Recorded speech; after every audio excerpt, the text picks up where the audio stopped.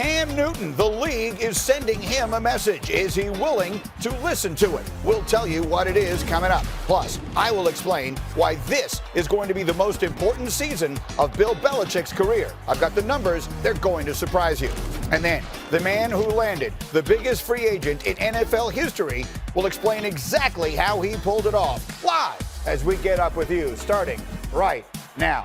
From Bristol on a Monday, I'm Mike Greenberg, and I thank you so much for getting up with all of us here at ESPN. Coming off what was a reasonably busy weekend, we hope that you are all safe and sound. And as I've said repeatedly and we'll be here with you every single morning. We're going to get through this together as sports fans. And we're going to start with Get Up and Go, some of the big news around the world of sports. And actually, we have this just in to our newsroom. The International Olympic Committee has rescheduled the Tokyo Olympics for next summer. The opening ceremony is now set for July 23rd of 2021. Olympic officials have confirmed that all of the approximately 6,200 athletes who qualified this year will keep their spots for 2021. So chalk that up to doing the best you can in a bad situation. Elsewhere, good news from the NBA. Celtics guard Marcus Smart announced Sunday night on social media he has been cleared by the Massachusetts Department of Health. He had tested positive for COVID-19 2 weeks ago. Meanwhile, it was announced on Saturday that the owner of the Knicks and Rangers, James Dolan, tested positive for the coronavirus. In a statement, the Madison Square Garden company said the 64-year-old Dolan has been in self-isolation and is experiencing little to no symptoms. And then to the NFL, where Cam Newton remains arguably the biggest name left in free agency, along with Jameis Winston. For Newton, the question is if he's healthy. The 2015 MVP has tried to answer that by posting multiple videos of himself working out and throwing on Instagram. And it certainly seems that one possible landing spot for Cam Newton is in Los Angeles with the Chargers, which made this photo recently posted by Tyrod Taylor of the two quarterbacks working out together so interesting, because right now Taylor is atop the Chargers quarterback depth chart. And we will start this morning with Dan Graziano, our NFL insider extraordinaire. Dan, what can you tell us about Cam Newton's free agent status right this minute? Well, right now it's still too early for anyone to know anything definitive about where Cam Newton might end up. He was just released at the end of last week. We know nobody wanted to trade for him, take on that $19 million salary, in addition to giving up draft picks, so he's freshly on the market. And it's a market where you can't bring in a free agent and examine him medically. And this is a player that missed almost all of last season with a foot injury, that had shoulder surgery 2 off seasons ago. So teams are going to want to see him. It could take a while before we find a place for Cam Newton to settle. The Chargers make a lot of sense. Obviously, they say they're all in on Tyrod Taylor for right now, but that doesn't mean they will be all summer. But it could take a while before someone can get Cam Newton into their building and examine him and decide whether it's worth taking a shot on signing him. Yes, that's a point about the timing in all of this, and it takes us back to what Stephen A. Smith said on this show last week, that the Panthers, whether you agree or disagree with this notion, that the Panthers screwed him by waiting as long as they did to let him go, because all of these openings have pretty much since been filled. I also have with me this morning Dan Orlovsky and Marcus Spears. Delighted to see both of you guys there. We hope you had a great weekend. And Dan Orlovsky, I will start with you. As you listen to what Dan Graziano just told us, where do you feel like we stand right now with Cam Newton? Yeah, Greeny, the NFL is sending Cam Newton and for the same reality, Jameis Winston, a very clear message that they do not see them. The NFL does not see them as week 1 starters this season. And that might be difficult for me to comprehend, and that might be difficult for you to comprehend and fans to comprehend. And it's probably difficult for Cam Newton to comprehend as well, but that doesn't matter. The reality is the NFL is sending Cam a very clear message that right now they don't see him as a week 1 starter, and that's hard for me to wrap my head around, the fact that a guy who was playing so well in 2018 is not viewed that way. But I think the reality is if the Chargers were going to make a move on Cam, it would have already happened, and he might have to wait till after the draft to see how many seats are left for him to go be a part of a team. Marcus, let me ask you, and I'm going to ask you to guess here, but just to go back to what Stephen A. said about how the timing really was, in Stephen A.'s view, unfair to Cam based upon the totality of the circumstances. If Cam Newton had been released weeks ago, do you think an NFL team would have brought him in as their starting quarterback? Absolutely. Gee, it's the physical. Listen, Cam, first of all, to find out if he's healthy or not, we've lamented over the fact that if Cam is healthy, he's a starter in this league somewhere because of what he's done in this league. And then you think about his ability to add to whatever you want to do offensively, especially if you want a guy that can move around. Cam's issue has been the shoulder and obviously the foot last year. But outside of that, it's just terrible timing, G. That's really what this boils down to for Cam Newton. Now, Jameis Winston, that's a different situation because that's the ability to keep the ball on your side of the field and not have turnovers.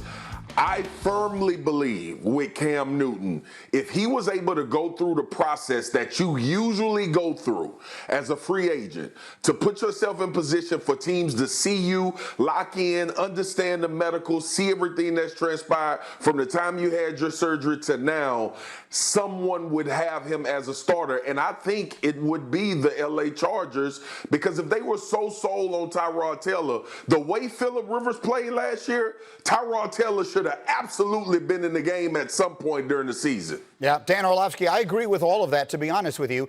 One way or another, it's about the health. And that's what's really hurting Cam here. Because to pick up on what Marcus just said, he's not a starting quarterback, Cam Newton, in the NFL, if healthy. He's an elite quarterback in the NFL. This is a guy who is to the point we have made repeatedly here. A year and a half ago, he was playing MVP caliber football. It's all about the medicals. And Orlovsky, we won't know this. Some team is going to have to, I would assume, fly blind and take a shot at this at very little money. And they may wind up striking gold.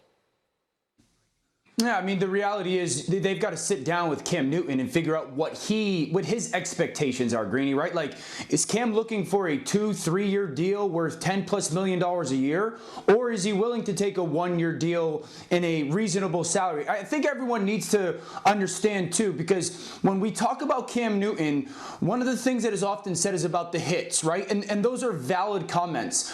But his injury was not from a being beat up type of thing or being worn down type of thing. It was a shot on his shoulder that would have happened to any other quarterback. And so I think that's important to point out that that injury was a freak injury, not one that was because of all the residual contact he's had over his years. All right, let's wait and see where all of that nets out. It feels like it's going to be a little while before Cam Newton finds a home. Meanwhile, we have another story from the NFL. Playoff expansion appears to be right around the corner. This week, league owners are expected to vote on a proposal that would add one more team from each conference to the playoffs, increasing the field to 14 total. Again, there are currently 12 teams that make the playoffs, and it's been that way for 20 years. And this would add one team in either conference and mean that only one team in each conference would wind up getting a bye. Graziano, let me come back to you, because I think a lot of us believed that with the passing of the new CBA, this was baked in, that this was already done. What can you tell us about this? Yeah, it's actually not specified in the new CBA other than a reference to how the salary cap would be calculated in any season with expanded playoffs. But remember, the owners were supposed to be gathered with GMs and coaches right now in Palm Beach for their annual league meeting. That meeting was canceled a couple of weeks ago for the same reason everything else in sports has been canceled. But the owners are going to be having conference calls today and tomorrow to discuss some of the issues that would have been discussed and voted on at that meeting. And I expect either today or tomorrow, more likely tomorrow, that they will vote to expand the playoff field this year. They have to have some discussions about how that'll work, when the games would be played, which TV networks air them, etc. But I think there will be a vote taken today or tomorrow, most likely tomorrow, that results in an expanded playoff field by one team per conference as early as this season. And let me quickly, before I turn it over to the fellas, go to you. How if we're going to go to 14, how far are we away, do you think, from a reality where we will eventually see 16, where there will be 8 teams in each conference and no byes in the playoffs? Well, there are a lot of people that expect that to happen eventually, if for no other reason than the bye week teams have a strong advantage statistically in terms of who makes the Super Bowl, and now you have only one bye team per conference. If that advantage holds and no one other than the 1 seed can get to the Super Bowl in the next couple of years, you may see the league reevaluate and go to a further expanded playoffs where no one gets a bye. I think that's an expectation a lot of people have over the coming years. All right, let me get the guys back in here. And Marcus, this time I will start with you. Do you like the idea of adding more teams to the playoffs? I like the 14 teams. That 16 team one, I hate it. I feel like you earn a bye throughout the season. That's just the football player in me. But going back to this, adding one more game, I love the fact that they're doing this, and it's a possibility to have the playoffs start with a lower seed team and the one team having a bye week, because teams get hot. We saw the Titans do it last year. We saw a 9-7 Giants team go on to beat the New England Patriots in the Super Bowl. The playoffs are about who's peaking at the right time. And all the time in sports, it really doesn't tell you based on a regular season who the best teams end up being when you get to that point in the playoffs. So I think it just makes it more exciting. I think teams that are 8-8, possibly going into that thing that's finally hitting their stride, can obviously get to the Super Bowl. I like the idea of it. What do you think, Orlovsky? I don't like it, Greeny. Why don't we just have every team in the playoffs, and we'll turn it into the Royal Rumble where everyone gets a shot. I've been on teams that were like fringe playoff teams, and if I'm just keeping it real, like I knew, like if we got to the playoffs and we played as good as we possibly could, and the team that we were playing didn't play well, we might get a win or something and advance to the next round. I think there's an unintended consequence here too. Like if we move to 14 teams getting into the playoffs, and to Graziano's point, there's only one team gaining the bye. People need to realize that the NFL regular season, Marcus, you know this, is a bloodbath. And even if you go, like, imagine the San Francisco 49ers going 14-2. And then the New Orleans Saints going 13-3. Neither was easy to get to, but the New Orleans Saints get the 2 seed. Now they don't get that bye. That bye, not getting that bye, is so detrimental to them making their championship run because of the age of their quarterback and really their football team. And there's going to be an unintended consequence where we're going to lose on championship runs because those teams that kind of earned that bye don't get it anymore. And so I don't like it.